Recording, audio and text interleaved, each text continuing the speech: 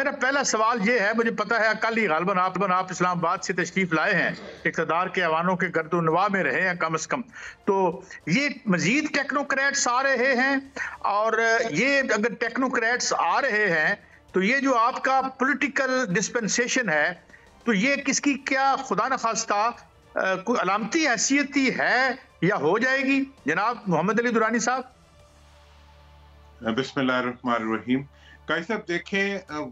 جو اس وقت کی پولیٹیکل ڈسپنسیشن ہے اس کی جتنی ورتھ میرا خیال ہے عوام کی نظر میں ہے، اتنی ہی اب ورتھ اس کی اپنی حکومت کے اندر بھی غالباً اتنی ہی ورتھ نظر آ رہی ہے۔ مطلب یہ ہے کہ جس طرح عوام انہیں اپنا نمائندہ نہیں سمجھتے، اسی طرح جہاں وہ حکومت میں بیٹھے ہوئے ہیں وہاں حکومت والے بھی شاید ان کو اپنا نمائندہ نہیں سمجھ رہے، اور اس طرح سے سارے معاملات چل رہے ہیں کہ جس میں یہ بڑا واضح نظر آ رہا ہے کہ یہ جس طرح لائے گئے ہیں، ٹھیک ہے جی، اسی طرح سے چلائے جا رہے ہیں۔ اور اچھا درانی صاحب، ٹیکنوکریٹس میں یعنی ایک تو میں غلط کہہ رہا ہوں تو مجھے معاف کر دیجئے گا، آپ کا بھی نام آ رہا ہے اگر ٹیکنوکریٹس میں ہم شامل کریں، اور پھر ایک اور بھی ایک بات چل رہی ہے کہ ٹیکنوکریٹس پہ ریلائے کیا جا رہا ہے کہ وطن عزیز کو مفاہمت کی بہت شدید ضرورت ہے، بہت زیادہ تناؤ ہے، ڈیوائیڈ ہے سماج میں، سیاست میں،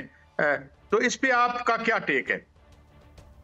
دیکھیں، میں تو یہ سمجھتا ہوں کہ جی میرا نام تو خیر ویسے ہی ہر جگہ لوگ شامل کر دیتے ہیں، لیکن میرا کوئی اس وقت وہ نہیں ہے ایسا انٹرسٹ یا کوئی ایسی چیز۔ میں تو یہ چاہتا ہوں کہ اس وقت بھی وہ حکومت ہماری ملک کی ضرورت ہے جو عوام کی نمائندہ ہو، اور ٹیکنوکریٹک سلوشنز جو ہیں وہ مجھے کہیں پہنچتے نظر نہیں آ رہے۔ میں آپ کو بہت فریnkly بتاؤں، اس وقت وہی سلوشن نکلے گا جو عوام کی مینڈیٹ کے ساتھ آئے گا، اور اس وقت جو ہمارے چیلنجز ہیں قائد صاحب، وہ چیلنجز ایسے ہیں کہ جو یہ ڈیمانڈ کرتے ہیں کہ پوری قوت عوام، ملک کے ادارے اور ملک کی حکومت مل کے جو ہے اس وقت سارے چیلنجز کا مقابلہ کرے۔ اگر یہ ڈیوائیڈ ختم نہیں ہوگی تو خالی کمپیٹنس اس وقت مسئلے کا حل نہیں ہے۔ اس وقت جو جینوٹی ہے وہ مسئلے کا حل ہے، اور عوام کی طاقت سے آنے والے افراد ہی مسئلوں کو حل کر سکتے ہیں۔ عوام کے سروں کے اوپر سے آنے والے یا کوئی پیراشوٹ سے آنے والا مسئلہ جو ہے وہ مجھے نہیں لگتا کہ اس وقت حل کر سکتا ہے۔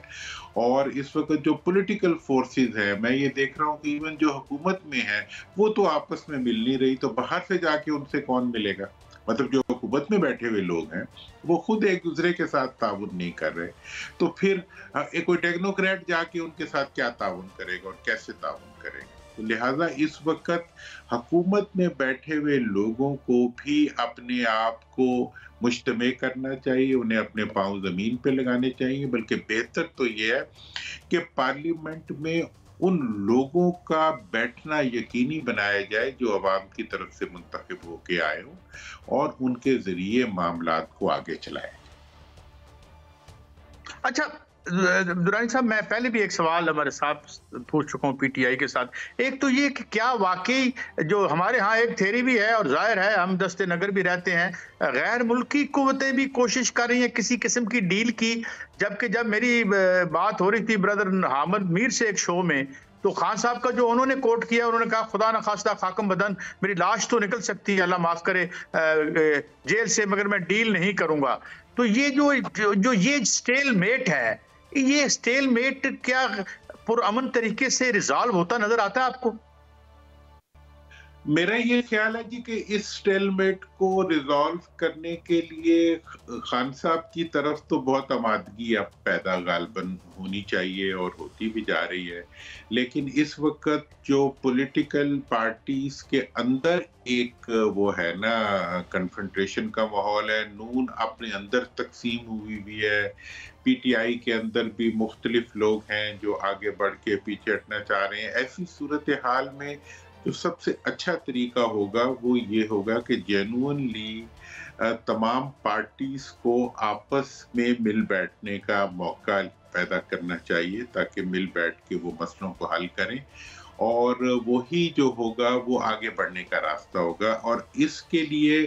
جہاں تک سوال ہے پی ٹی آئی کی لیڈرشپ کا، ان کی آمادگی اس لحاظ سے تو موجود ہے جی، ملک کے اندر جو اس وقت کی سیاسی صورتحال ہے اس میں آگے بڑھنے کے لیے راستے نکالے جائیں. اس کے لیے ان کی کچھ ڈیمانڈز ہوں گی، ڈیفینیٹلی ہیں بھی، کہ جی ہمارے حلقے دیکھے جائیں، کھولے جائیں، فارم 45 47. دیکھیں جو جینوئن چیزیں ہوں ان کو اچھا. جہاں تک کیسز کا تعلق ہے، آپ دیکھیں نا،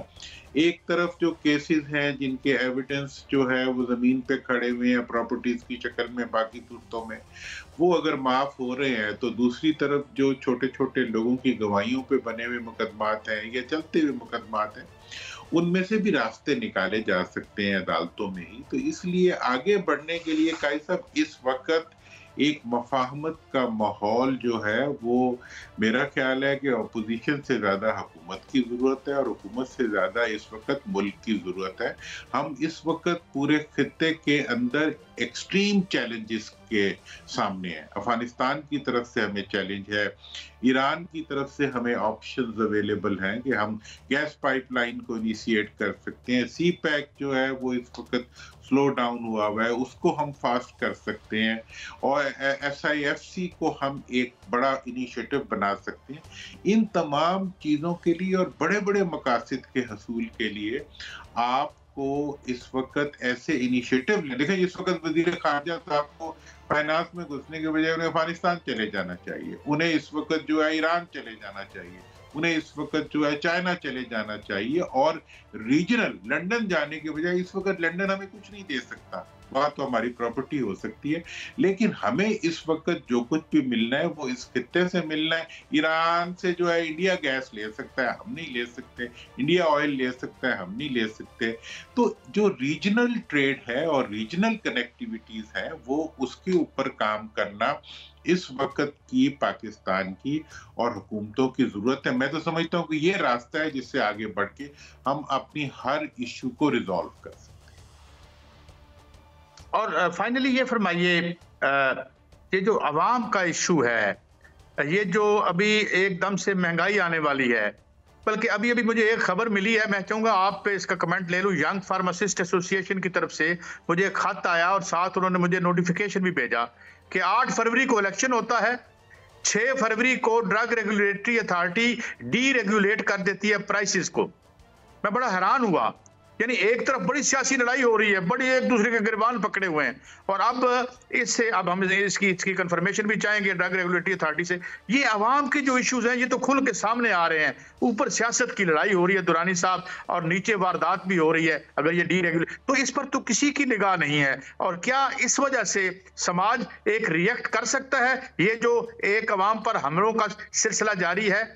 جناب درانی صاحب.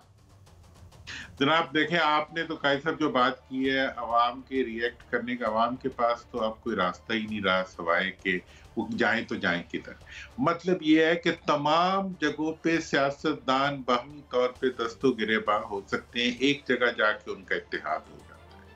جہاں ان کو مالی فوائد اور مالی وسائل نظر آتے ہیں، وہاں پہ وہ آپس میں متحد ہو جاتے ہیں. اس وقت بھی آپ دیکھیں کہ مرکز کے پاس کوئی پیسہ نہیں ہے، مرکز کی حکومت میں کوئی آنا نہیں چاہ رہا، سارے پیسے ہم نے صوبوں کو دے دیے ہیں، صوبوں میں کوئی حکومت صوبے چھوڑنا نہیں چاہ رہی. لہٰذا اس وقت کی صورتحال میں جو ہم آئی ایم ایف سے ہم جو کچھ لے رہے ہیں وہ صرف تنخواہوں کو لیے بھی کافی نہیں ہے. اگر ہم نے عوام کا بھلا کرنا ہے تو اس کے لیے ہمیں ملک کی پروڈکٹیوٹی بڑھانی پڑے گی، جس کی طرف اس وقت کسی کی توجہ نہیں ہے. ہمیں عوام کے وسائل کو اور عوام کے مسائل کو ایڈریس کرنا چاہیے. یہ نہ ہو کہ ہم ملک کو کسی ایسی خانہ جنگی کی طرف لے جائیں جہاں عوام بھوک کی وجہ سے ایک دوسرے سے لڑنا شروع کر دیں، اور جہاں بلوں کے نہ دینے کی وجہ سے قانون شکنی کی طرف مائل ہو جائے. اب پھر یہی راستہ رہ گیا تھا، یا کوئی خودکشی کر لے یا پھر قانون شکنی پہ تل جائے. تو لہٰذا ان تمام It is always a great, انتہائی امپورٹنٹ پہ آپ نے اس بات کو ختم کیا.